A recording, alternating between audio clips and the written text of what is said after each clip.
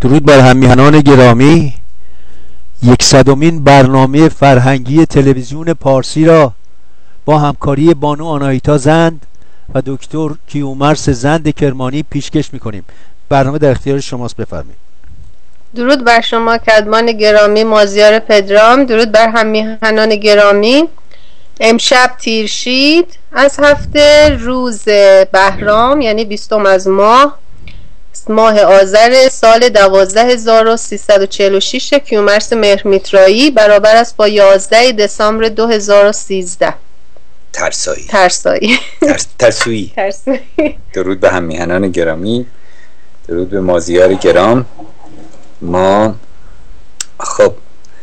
امشب داریم نزدیک میشیم به زاده شدن رستم. دوستان شکیبا باشید. بسیار عالی. خب میخوان من بخش سیندخت رو شما شروع میکنید؟ بله، من بخش سیندخت رو آغاز میکنم و سپس به شما میسپارم که گفتگوی سام نریمان و سیندخت کابلی رو پی بگیرید. دوستان فراموش نکنید که سیندخت همسر مهراب کابلی بود و همون که به هر حال منوچهر نگران بود که اگر زال فرزند سام با دختر این مهراب کابلی و دختر سیندخت ازدواج بکنن، یعنی با رودابه وصلت بکنن یا همسر بگیرند، هم پیوند بشن، ممکنه که ژنی یا چیزی از ضحاکی یعنی دوره تازیگری به وجود بیاد که باعث اشکال بشه. هر شود که به همین دلیل مهراب که نگران بود که سام هم با سپاه بیاد و کابل رو بگیره، زیرا که منوچهر نگران این وصلت بود، این پیوند بود. ما یادت کردیم معربش. بله معربش رو بگیم. سیندخت بانوی مهراب، همسر مهراب، میگه من راهشو بلدم، میرم پلوی سام و از او درخواست میکنم که این کار انجام نشه. خب بسیار عالی. بفرمایید. پس من آغاز میکنم بخش مهراب و سیندخت که چه گفتمانی میکنن پیش از هزیمت سیندخت به سوی سام. اگه مثلا حل بشه دیگه زال و رودابه به هم خواهند رسید. من چو در کابل این داستان فاش گشت، سر مرزبان پر ز پرخاش گشت. مرزبان کیه؟ مهراب که مرزهای کابلستان رو حفظ میکرده در مقابل چین. دقیقا. کابلستان که از سارتراپ‌های ایران، خاور ایران باشه. برای شفت و سیندخت را پیش خواند، همه خشم رودابه بر وی براند. بدو گفت که اکنون جز این راه نیست که با شاه گیتی مرا نیست پای، که آرامت با دخت ناپاک تن، کشم زارتان بر سر انجمن. خب یه تازیگریشو داره نشون میده، میگه که من که با منوچهر که نمیتونم بجنگم، مثلا با گلی مانند سام که فرستاده در میفرسته به طرف من، شما رو میکشم، سرتون میبرم. یعنی سیندخت و رودابه. پس نشون میدی که واقعا اینها چیزی از ضحاکی یا دوره تازیگری در وجود اینها هنوز هست. مگر شاه ایران از این خشم و کین، برآساید و رام گردد زمین. ز کابل که با سام یارد چخید، مران زخم گرزش که یارد چشید. میترسه. باید بترس. تازیان باید از زاریان بترسن، وگرنه میانو بیچاره میکنن ما رو. تنها راهش اینه که اونها باید از ما بترسن. چو سیندخت بشنید پیشش نشست، دل چاره جوی اندر اندیشه بست. یکی چاره آورد از دل به جای، که او ژرف بین بود به تدبیر و رای. و زان پس روان دست کرده بکش، بیامد بر شاه خورشید فش. بدو گفت بشنو ز من یک سخن، و زان پس هر آنچت بود رای کن. تو را خواسته گرز بهر تن است، ببخش و بدان کین شب آبستن است. میگه در واقع میگه که اگه نگران این که به تنت زخمی برسه یا به هر روی نگران جان خودت بله هستی، جان خودت هستی، من یه راهی دارم که بقدر نترسم. بله اگر چند باشد شب دیر باز، بر او تیرگی هم نماند دراز. هر روی روشنایی خواهد زد و دلنگرانی ها برطرف خواهد شد. شود روز چون چشم رخشان شود، جهان چون نگین بدخشان شود. بدو گفت مهراب که از باستان، مزن در میان یلان داستان. میگه این داستان هایی که به اصطلاح خوش میگی و از روزگاران خوش میگی و از زمان باستان ها شنیدی و میگی، الان به همکنون اینجا نگو دیگه. جلو ما یلان گرم کلفتا این حرفا رو نزن. زن این حرفا رو نزن. پس باز نشون میده که چیزی از سازیگری به هر حال دارن، با اینکه اینها آریان منش شدن کلن، برای یه بخشه در وجود این سازیگری میزنه بیرون. بله. بگو آنچه دانی و جان را بگوش بکوش، و یا چادر خون به تن بر بپوش. یعنی دقیقا تازیگریش اینجا بیرون میزنه که حتی از به اصطلاح زخم رساندن به تن و جان داره سخن میگه که روی چادر خون به تن بر بپوش. بدو گفت سیندخت که سرفراز، بود کتب خوانم به خونم نیاید نیاز. مرا رفت باید همی پیش سام، کشیدن مر این تیغ را از نیام. بگویم بدو آنچه گفتن سزد، خرد خام گفتارها را پزد. پس این بانو فرهیخته تر از اون آقاست، مهراب کابل. از مهراب. بله بر روی میخواد با خردمندی پا پیش بذاره سیندخت. ز من رنج جان و ز تو خواسته، سپردن به من گنج آراسته. بدو گفت مهراب که اینت کلید، غم گنج و گوهر نباید کشید. به هر حال میخواست آماده رفتن بشه و یک سری هدایا و چیزهایی رو هم همراه ببره. پرستنده و اسب و تخت و کلاه، بیارای و با خویشتن بر به راه. مگر شهر کابل نسوزد به ما، چو پژمرده شد برفروزد به ما. چون این گفت سیندخت که نام دار، به جای روان خواسته خاردار. نباید که چون من شوم چاره جوی، تو رودابه را سخت آری به روی. مرا در جهان انده جان اوست، کنون با تو امروز پیمان اوست. ندارم همی انده خیشتن، از اوی است این درد و اندوه من. و هر روی خواستاری میشه که گزندی هم به دخترش در زمان نبودنش نرسه و پدر مهراب رودابه رو بر روی گزندی نرسونه. یکی سخت پیمان ستود زرنخست، پس آنگه به جلدی ره چاره جست. یعنی با شتابان یا به سرعت. بیاراست تن را به دیبای زر، به در و به یاقوت پرمایه بر. پس از گنج مهراب بهر نثار، برون کرد دینار 300,000. 10 اسب گرانمایه با ساز زر، پرستنده پنجه به زرین کمر.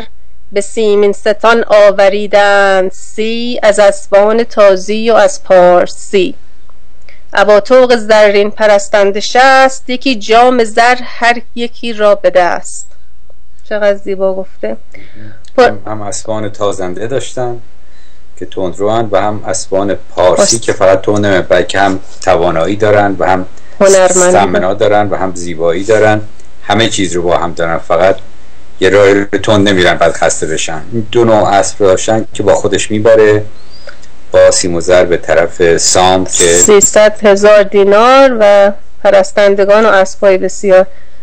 پر از مشک و کافور و یاقوت و زر، ز پیروزه و چند گونه گوهر. 100 اشتر همه ماده و سرخ موی، 100 اشتر همه بارکش راه جوی. یکی تاج پرگوهر شاهوار، ابا یاره و طوق و باگوشوار. به زرین و سیمین 200 تیغ هند، همه تیغ زهرا بله برای اینجا باید هند خون. بله تیغ هند همه تیغ زهر آب داده پرند، به سان سپهری یکی تخت زر نشانده درو چند گونه گوهر، رش خسروی 20 پهنای او، سواری سرافراز بالای او. یعنی 20 رش که یک واحد به هر حال اندازه گیریه، پهنای اون تختی است که همچون سپهر آسمانی است و زرین رنگ هست و سواری سرافراز بر اون نشسته. و از آن ژنده پیلان هندی 4 همه جامه فرش کردند بار، چو پردخت کار اندر آمد است، چو بی گردی به کردار آذرگوش است. و هر روی همچون دلیل بله چوی گردی به کردار آذرگوش است. این اسب رو همچون آذرگوش است که همان آتش ورجاوندی است که بر گوشن اسب یعنی بر پشت اسب میگذاشتن و این رو به آتش آذرگوش اسب منسوب بوده. یکی ترک رومی به سر برنهاد، یکی بار زیر اندرش همچو باد، بیامد گرازان به درگاه سام، نه آواز داد و نه برگفت نام. شتابان خود سیندخت وارد بارگاه سام میشه و نه اعلام میکنه که میاد و همین گونه بدون در واقع پروانه میاد تو. سیندخت این گونه میکنه نزدیک بارگاه. بله. به کاراگهان گفت تا ناگهان، بگویند با پهلوان جهان، که آمد فرستاده کابلی به نزد سپهبد یل زابلی. ز مهراب گرد آوریده پیام، به نزد سپهبد جهانگیر سام، بیامد بر سام یل پردهدار، بگفت و بفرمود تا داد بار. فرود آمد از اسب سیندخت رفت، به پیش سپهبد خرامید تفت، زمین را ببوسید و کرد آفرین، ابر شاه و بر پهلوان زمین. نثار و پرستنده و اسب و پیل، رده برکشیده ز در تا 2 میل، یکایک همه پیش سام آورید، سر پهلوان خیره شد کان بدید. پس 2 میل همون 2 مایلیه که الان غرب کپی کرده از باستان ایران. بله. ما راجع به 10,000 سال پیش الان داریم گفتمان میکنیم. بله. از زمان پس از فریدونه. بله زمان منوچهر در حدود 9,000 سال پیش میرسه. من تا همینجا رو برای شما خواندم. بله شما اگر بخونید بقیهش رو. اصلا تندتر میخوام که دوستان ناشکیبا نشن، چون بله همه زود میخوان برسن به زاده شدن رستم، ولی اینا همه دلیل داره که باید به ترتیب رفت. بله اینجا دیگه گفتمان در واقع گفتگوی سیندخت و سام آغاز میشه که چگونه با هم میخوان این مسائل رو حل کنن. خب تا کجاش میخونم؟ من تا به اینجا. بله تا پراندیشه بنشست بر سان مست، بکش کرده دست و سرفکنده پس. سام تعجب میکنه، پراندیشه میشه که این زن چرا آمده از کابل، بانوی مهراب کابلی، و چی میخواد بگه؟ یه زن رو چرا فرستادن؟ به هر حال برای باز نه اینکه چرا یک زن رو فرستادن این براش کم باشه، اندیشه، چون یه مقدار غیر معموله، یعنی چیز نیست که یک زن پیام بیاره. زن معمولا در بارگاه میشسته و به کاخ رسیدگی میکرده، ولی اینجا خودش سوار اسب شده و با گروه آمده اینجا. در چه دستش به سرش در دست گرفته بود و سرش پایین انداخته بود و فکر میکرد سام که جایی کجا مایه چندین بود، فرستادن زن چه آیین بود. فرو برد سر یک دم و دم نزد، همی رای بر بیش و کم بر نزد. سکوت میکنه تا ببینه چه پیش میاد. گر این خواسته زو پذیرم همه، زمن گردد آزرده شاه و رمه. بگر باز گردانم از پیش زال، برآرد به کردار سیمرغ بال. میگه اگر من این زن رو برگردونم بگم که برو نمیخواد این چیزا رو اصلا خب اگر قبولش کنم ممکنه شاه نگران بشه، منوچهر شاه. اگر این زن رو برگردونم زال مثل همون سیمرغ بالا پایین میپره برآرد به کردار و سیمرغ بال. زال از ناراحتی به خاطر اینکه به هر حال این میشه مادر اون رودابه که زال دوست داره. سام هم که با زال نمیتونه دیگه شوخی بکنه، به زال گفته که خب به خاطر کاری که من کردم هر چه که تو بخواد من انجام میدم. ایداد بیداد چه باید کرد؟ شود رنجه آزرده گردد زمن، چه پاسخ بگو گوی مشن در انجمن. زال ناراحت میشه. چون اندیشه بسیار کرد اندران، سرانجام اندیشه آن پهلوان. برابر سر گفت که این خواسته، غلامان و پیلان آراسته. شوید و به گنجور دستان دهید، به نام مه کابلستان نهید. پریچهر سیندخت در پیش سام، زبان کرد بویا و دل شاد کام. به هر حال پس میگه که این چیزایی که این بانو آورده برید بگید بدید به گنجور، چون من نمیپذیرم اون کسی که گنج داره، امیدوارم که جهود نبوده باشه کمش بخوره. بدید به گنجور. موقعتان آریایا بودن و برای مردمان نگه می‌داشتن، گنج مال مردمان بوده، این چیز دولت بوده، خزانه دولت بود. بعد خزانه داری بود، مثل خزانه داری امروز نبودی که مال آدم خوران باشه. خب یا همچنین که در واقع به این نام که برای دخترش که همون رودابه باشه نگه دارین، بدین بله گنجو نگه می‌داریم برای به هر حال بدین فرنود که بر روی زال و رودابه شاه و ملکه اون بخش از سیستان و زابلستان خواهند شد به احتمال زیاد. چون هدیه او را پذیرفته دید، رسیده بهی و بدی رفته دید. سه بت روی با او بی یک جا بوند، سمن پیکر و سر به بالا برن. پس این بانو با 3 تا دختر بسیار زیبا اومده بوده که تحت تاثیر قرار بده به هر حال اون زیبایی چهره اون بخش از ایرانیان در کابلستان. گرفته یکی جام هر یک به کف، پر از سرخ یاقوت و در و صدف. به پیش سپهبد فرو ریختند، همه یک بی یکدیگر برآمیختند. همه اومدن با هم در کنار هم این جلوی پای سام برها دور و گوهر ریختن. برها داره اینجا سیندخت با اون کلکای زنانه خودش سام روی مقدار آماده میکنه که حرفاشو بشنوه، در صورتی لازم نبود. سام خودش فکر میکنه و میگه خب بیاد جلو ببینیم که بانو شما چی میگید.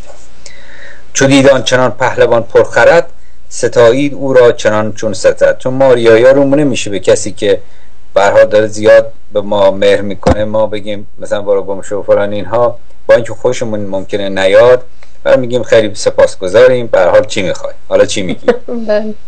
چو با پهلوان کار برساختند، ز بیگانه خانه بپرداختند. پس در خلوت میرن و سیندخت تازه میگه که چرا آمده. چون این گفت سیندخت با پهلوان، که با رای تو پیر گردد جوان. بزرگان ز تو دانش آموختند، به تو تیر گیتی برافروختند. سر بیگناهان کابل به داد تو شد بسته دست بدی. به گرزت گشاده ره ایزدی. گناهکار اگر بود مهراب بود. اگه کسی گناهکار باشه مهراب شوهر من. یه خود دست پیش میگیره. ز خون دلش مژه پر آب بود. ولی هم موقع احساس ترحم برمیانگیزه که میگه مهراب مقصر هست ولی از خون دلش مژهش پر آب، همیشه در حال گریه است. اینا یه چیزای از جودا داشتن که بلد بودن چوری دل ما آریایی رو خوب به دست بیارن. سر بیگناهان کابل چه کرد، کجا اندر آورد باید بگرد. میگه مهراب اشکالاتی داشته شوهر من، ولی کابلیان چه کردن که باید لشکر به اون طرف بیاد. حالا هنوز جنگی نشده، هنوز لشکر فقط داشت میخواسته بره که فقط بترسونه، خبری نبوده. اینجوری میاد میگه همه زنده یکصد برای تو اند، پرستنده و خاک پای تو اند. از آن ترس کوهوش و زور آفرید، از آن ترس کوهوش و زور آفرید. درخشنده ناهید و هور آفرید. هور خورشید نباید چون این کارش از تو پسند، میان را به خون ریختن بر مبند. دستش در پیش میگیره، میگه خون نه اونجا خون ریزی بشه، تو این کار رو نکن و فلان اینها. فکر میکرده حالا میخواد واقعا سام این کار رو بکنه، که سام بعدن بهش میگه آقا خانم بانو نگران نباش، ما داریم کار درست میکنیم، نامه فرستادیم دادیم به دست خود زاد ببره برای منوچهر. شروع نکن، خلاصه حالا میرسیم.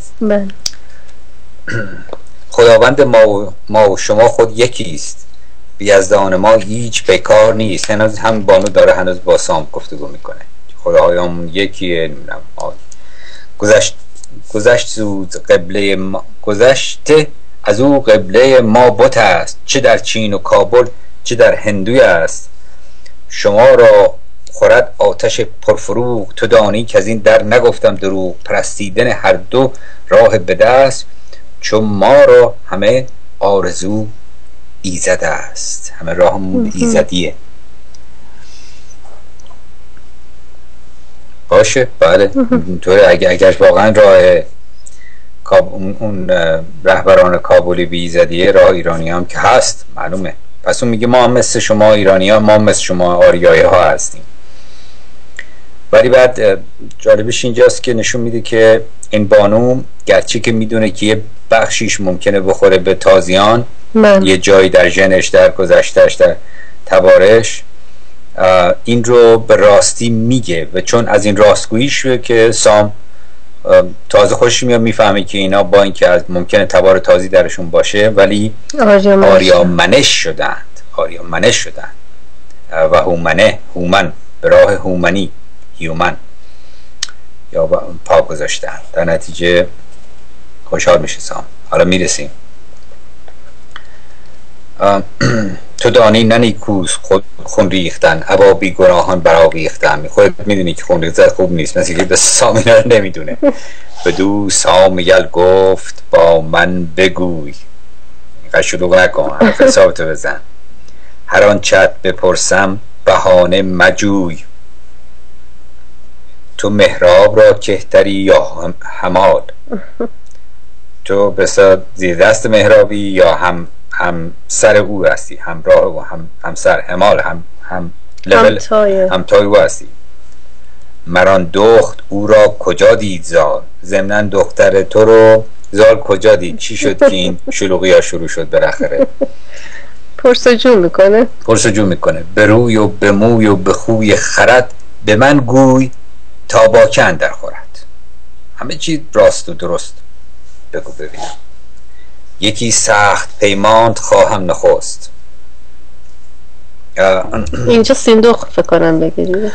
من یه شرایه که بند رو هست. زبالا و دیدار و فرهنگ اوی، برانسان که دیدی یکا یک بگوی. خب حالا سیندوخ پاسخ میده. بدو گفت سیندوخت که ای پهلوان، سر پهلوانان و پشت گوان. گاو نیروی گو پیلتن یا گاو سودرسان. پهلوان، گاو، گو یکی سمینا.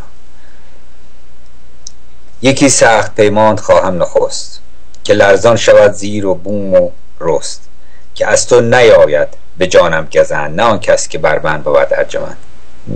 میترسی که سام مثلا گزندی به این بزنه. خب این زن به هر حال چون در دنیای بخشی از دنیای تازیان اونجا. مرا کاخ و ایوان آباد هست، یک همان گنج و خیشان و بنیاد هست. چو ایمن شوم هرچی گفتی بگوی، بجویم بدان آبروی. گفته اگه به من چیزی نمیرسه، چش زخمی نمیرسه، من همه چیز راست میگم. نهفته همه گنج کابل ستان، بکوشم رسانم به زابل ستان.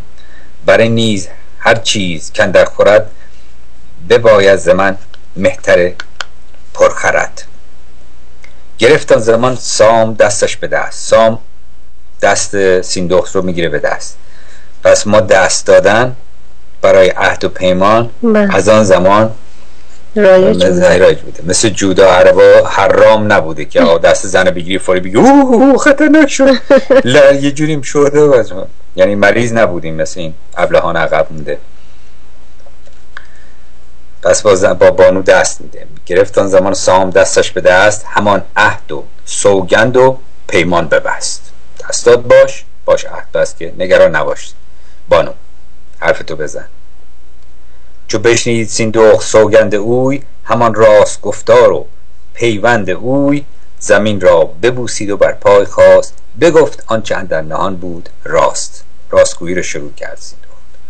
دیگه شد به دیگه این اون حرفای اولی که داره تعریف بی خود میکنه، بی خود کنه این حرفای میکنه و اینا، دیگه شروع کرد راستگویی از اینجا. حالا اینجا اعتراف میکنه که من خیش ضحاکم ای پهلوان. یعنی از ضحاکی، مثلا ضحاک البته از دوران چیز برافتاده، دوران ضحاک از زمان فریدون برافتاده، سالهای سال گذشته، ولی میگه ما هنوز میدونیم که یه چیزی از ضحاکی در ما بوده، در خانواده ما. پس میبینیم اینجا که در واقع نکته مهمی که خود تورانیان که سپس خواهیم در صحنه دید که در همین بخشای شمالی کابلستان یا شمال شرقی ایران بزرگ بودن نیز شاخه از خود همین نطوفیان های ضحاکی هستند. نطوفیان ها این به گفته امروز که میگن نطوفیان، و اون کسانی که ما میگفتیم ضحاکیان یا بعداً بهشون گفتیم تورانیان. خب پس اینا همه به هم نسبتی یکدیگر راست راه، همونجوری که فردوسی میگه همه گوشه هم دیگه، جهود و نطوفی و سومری و اکدی و بابلی و آشوری و جنایتکار و فلان و فلان، ترک و تازی و فلان. اینها میگم ترک که میگیم ترک زبان رو نمیگیم، ایرانیان رو نمیگیم، ترک اجنبی ها رو میگیم. اینها همه آدم خورانی بودن که تا دور ایران به ایران مرتب حمله میکردن در این 10-12 هزار سال گذشته.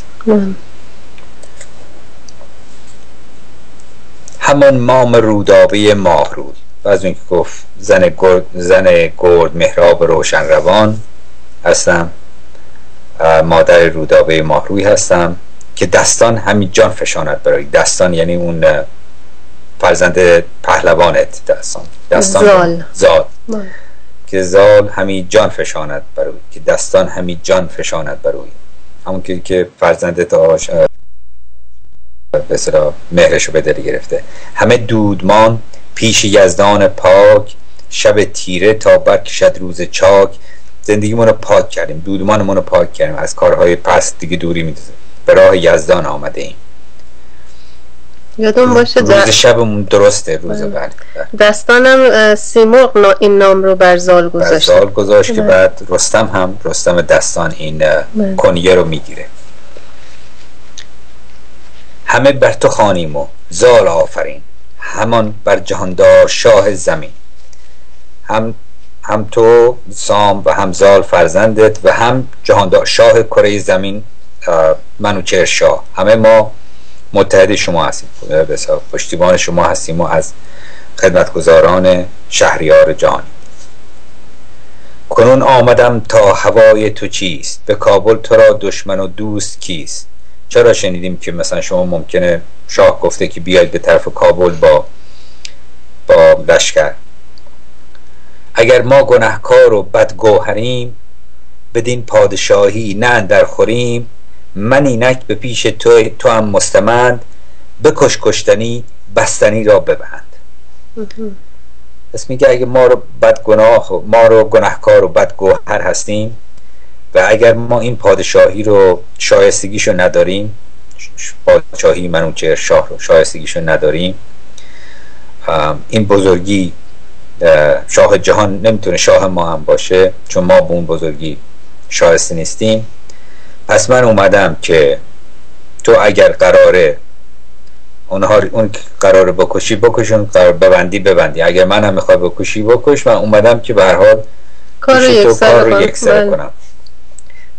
دل بیگناهان کابل مسوز، که از آن تیرگی اندر آید به روز. سخنها چو بشنید از او پهلوان، زنی دید با رأی و روشن روان. سام نگاه میکرده به این، همجوری که این گفتمان میکرده این زن خوب گوش میکنه و این کاری که هر آریایی باید بکنه و به دقت کنه به حرفا، ببینه آیا این از روی کینه و کلک و چیز داره صحبت میکنه یا به هر حال دلشو باز کرده. سخنها چو بشنید از او پهلوان، زنی دید با رأی و روشن روان. متوجه شد که این زن پر رأی روشن روانیه. به راه منش آریایی نزدیک شده. به رخ چون بهار و به بالا چو سرو، رخش مثل بهاره، بلندیش مثل سرو، یعنی سراست، یعنی مغرور و درست صاف ایستاده.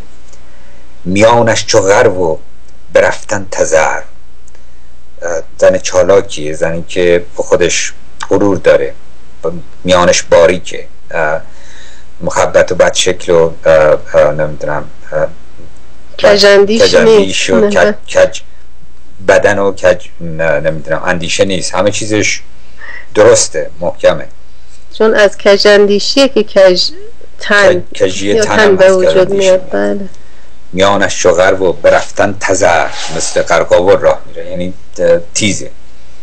چیزی که آریایی ها دوست دارن و آریایی خود این گونه در نتیجه اگر ببینن میبینن که این زن دیگه مثل تازیان از روی پستی و ناتوانی و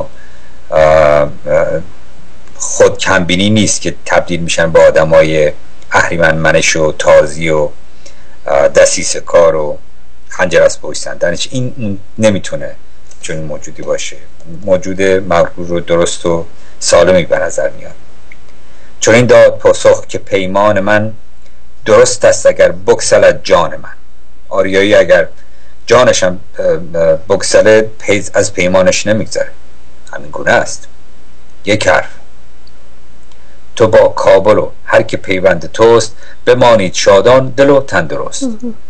تو در کابل و هر که پیوند مثلا اگر یه جوری هم به ضحاکی ها میخورین نگران نباش، هر که پیوند توست خیشان توست، بمانید شادان دل و تندرست. و اینکه ما برای جهانیان این شادان دل و تندرستی رو میخوام، درست برعکس تازیان که برای جهانیان پستی و بیچارگی و بدبختی میارن و اونها رو در جهنم، زمین رو جهنم میکنن و مردم رو خواب میدارن که فقط خودشون بگن ما از قوم انتخاب شده یهوهاییم. آریایی درست برعکس میخوان همه مردمان شاد دل و تندرست باشه. این در درون آدم آریایی و در درون آدم که چه ارز کنم و هومن آریایی، در درون آدم پست تازی هم که همون آدم و حواش از توراتش میاد، یک موجود پست و کجندیش و خنجر از پشتن و تجاوزگر و دسیسه کار و تازی منشه. این چیزیه که دو نوع انسان بیشتر از دیدگاه کلان بیشتر در رو کره زمین نیست. در نهایت میدونیم که تنها راه اینه که راه راستی پیروز بشه، وگرنه زمین به لبه نابودیش رسیده فعلا. خب پس میگید شادان دل و تندرست باشین. بدین نیز هم داستانم که زال زگیتی چو رودابه جوید همال. میگه با زال و رودابه هم موافقم که با هم باشن، هم سر هم باشن، جوید همال، هم سر خودشو باش. شما گرچه از گوهر دیگرید، که خیلی اساسیه، اینجا یادآوریش میکنه. درسته که درست حالی که راستشو گفتی اشکال نداره، نشون میده که تو به راه راستی اومدی. به هر حال فعلا اینجوریه. شما گرچه از گوهر دیگرید، همان تاج و اورنگ را در خورید. با اینکه ممکن است پشته دیگر بیاد، ولی شما به همون جایی که بهتون سپردیم در خورید، شایستش هستید، تاج و اورنگ کابلستان رو. چون این است گیتی و زین ننگ نیست. میگه واقعیت چون اینه، ما خودمون که نمیخوام از پدر مادر تازی به دنیا بیان، اینجوریه، ما این رو هستی برای ما چیز کرده. در نتیجه میشه که از پدر مادر تازی بود و امکانش بود که به راه آریایی بیاد. البته به نظر من خیلی کمه امروزی امکان، ولی 1 در میلیون امکانش هست. چون این است و گیتی و از این ننگ نیست، ابا کردگار جهان جنگ نیست. با کردگار جهان ما جنگی نداریم. میخوام ببینیم که برها اگه کسی ثابت بشه که ضد آریامنشی آزادی، اون وقت باش جنگ داریم، و اگر نبینیم که نیست. البته باید مواظب باشیم که گول نخوریم. چنان آفرینت که آیدش رای، که ماندیم و مانیم با های ها، یکی بر فراز و یکی در نشیب، یکی با فزونی یکی با نهیب.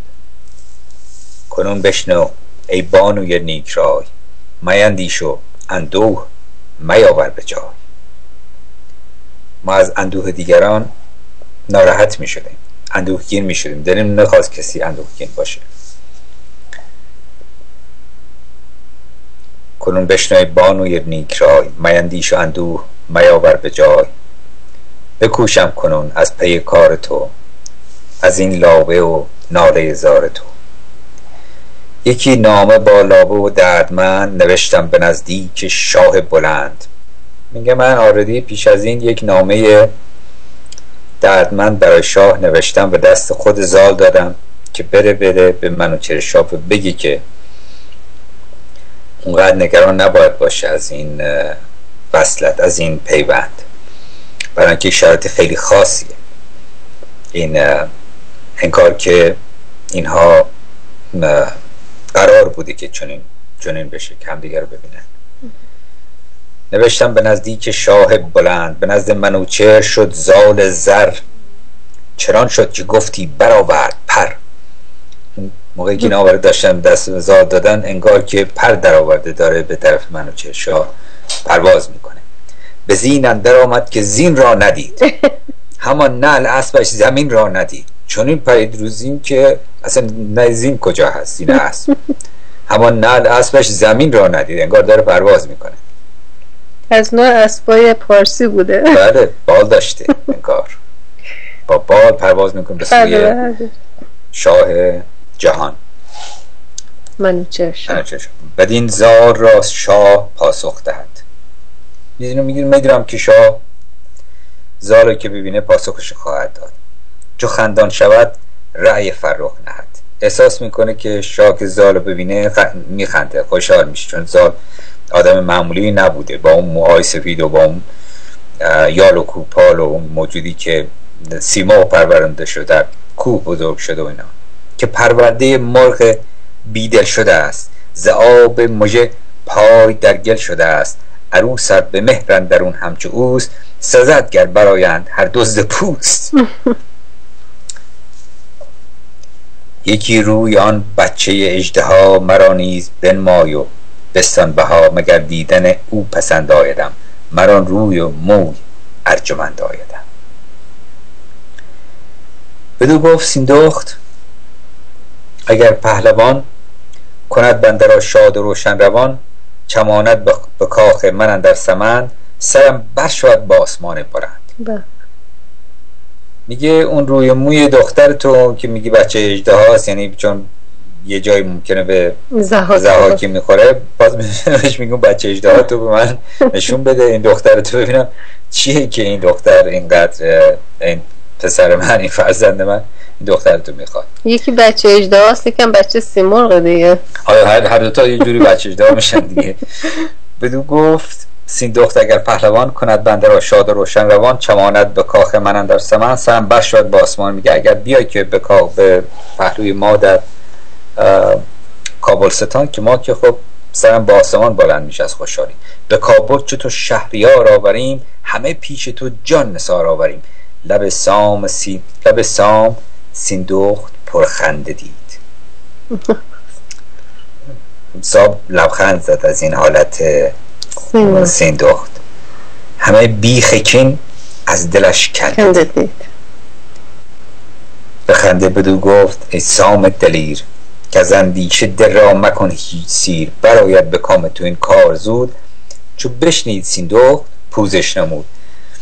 پس سام با خنده بهش گفت کارت را اندیشه نداشته باش، نگران نباش، برآید به کام تو این کار زود. چو بشنید سیندخت پوزش نمود. همینقدر که سیندخت یه نشایی دیگه گفت من، یعنی خبران خواست ببره بده، پوزش نمود، یعنی گفت اجازه بدید که برم، همین، یعنی گفت دارم میرم، چون فقط برای این اومد. بیامد از آن جاگه شاد کام، رخ از خرمی گشتی یاقوت فام. نوندی دلاور به کردار باد، برافکند و مهراب را مژده داد. فرستاده میفرسته به طرف مهراب، شوهرش، همسرش، و که تند بره بگی که همه چیز مشکل حل شده. که از اندیشه بد مکن یاد هیچ، دلت شاد کن کار مهمان بسیج. و اصلا فکرهای ناراحت نکن، آماده مهمان بشو، سام میخواد بیاد مهمونی خونه ما. من اینک پس نامه در دوان، بیایم نجویم به رهبر زمان. اون نامه که به دستت برسه منم دنبال اون نامه بعد دارم میدوام میام. یعنی سیندخت میاد میده به طرف شوهرش داره میره. دوم روز چون چشمه آفتاب، به جنبید و بیدار شد سرز خواب. گران مای سیندخت بنماد روی، به درگاه سالار دهیم جوی. روا رو برآمد ز درگاه سام، مه بانوان خواندندش به نام. بیامد بر سام و بردش نماز، سخن گفت با او زمانی دراز. به دستوری بازگشتن به جای، شدن شادمان پیش کابل خدای. پس اون نامه بر را میفته، ولی بانو شب در بارگاه خودش میخوابه و صبح بلند میشه میره باز پهلوی سام برای به اصطلاح بدرود گفتن و که راه بیفته، خودش هم راه بیفته به طرف کابل. خب ورا سام یل گفت برگرد و رو، بگو آنچه دیدی به مهراب گو. گو اینجا همون گاوه، باز همون گوه، ولی خب اینجا رو که میگیم، اگه بدونین خیلی از محلی های ایران هنوز به گاو میگن گو، یعنی تا این گوساله گو میشه دل صاحبش او میشه، تا این گوساله گاو بشه دل صاحبش آب میشه. اینا پیش از این یه دفعه فکر کنم خونده بودم. به هر حال اینجا گفت میگه ورا سام یل گفت برگرد و رو، به سیندخت میگه برو بگو آنچه دیدی به مهراب گو. سزاوار او خلعت آراستند، ز گنج آنچه پرمایتر خواستند. هم از بحر مهراب و سیندخت باز، هم از بحر رودابه دلنواز. بسیار گنج و پرمایه و فران سام میده به سیندخت، چون سیندخت هم این چیزایی آورده بوده دیگه، بنزه 2 میل هم از بحر مهراب و هم برای شوهرش مهراب کابلی، هم خود سیندخت مادر رودابه، و هم از بحر رودابه دلنواز به فراوانی بهشون میده. میگه برید کیف کنید. به کابل دگر سام را هرچه بود، ز باغ و ز کاخ و ز کشت و درود. دگر 4 پایان دوشیدنی، ز گستردنی و از پوشیدنی. هرچی که بود گستردنی پوشیدنی، یعنی قالی، نمیدونم لباس، جامعه، 4 پایان، هرچی که بود فراوان همراه سیندخت میکنه سام نریمان. به سیندخت بخشید و دستش به دست گرفت و یکی سخت به یک دفعه دیگه دست میده با سیندخت پیمانش و یک دفعه دیگه سخت پیمانش رو یادآوریش میکنه. پذیرفت مردخت او را به زال، که رودابه با زال باشد همال. گفت من پذیرفتم به عنوان پدر زال که رودابه و زال همالن، همسرن، هم لولن. سرفراز گردی و مردی 200، بدو داد و گفتش که اکنون مایست. 200 سوار پهلوانم همراهش کرد که در راه محافظت کنن از سیندخت برای برگشتن. بدو داد و گفتش که اکنون مایست، اینجا به نایست، برو به طرف کابل.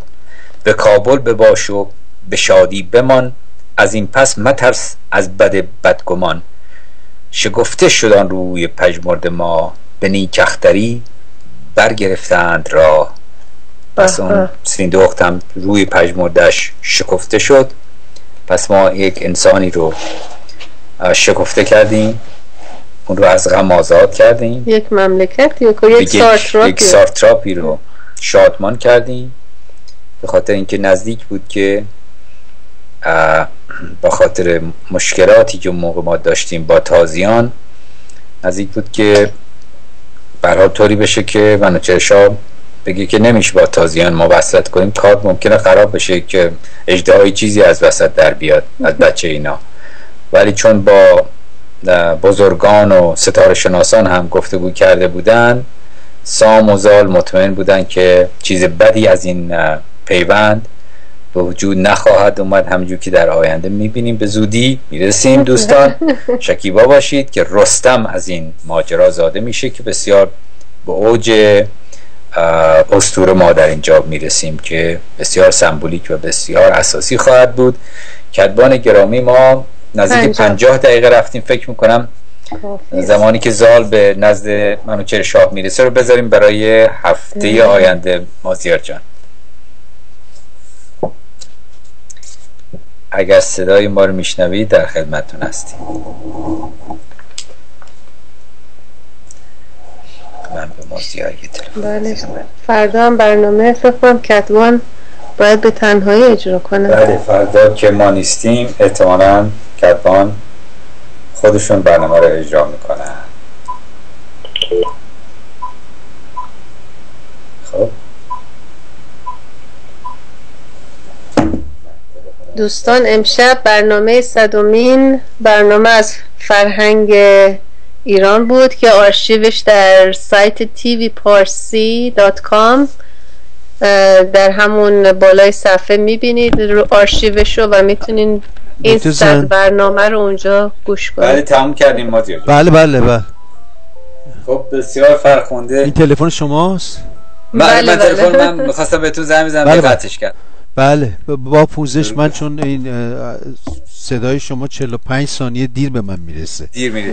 زنده باشید. درود بر تو عزیزم. فردا شب کدبان ما نیستیم. بله. فکر کنم برنامه رو تنهایی شاید اجرا کنیم. بله همینطورم هست. بسیار فرخنده. دوستان، ما ادامه برنامه فرنگی رو در تیرشید آینده روز 4 سبت و همیشه هم اورمسجید 5 سبت ها آدم خور، روز مزدوران آدم خور.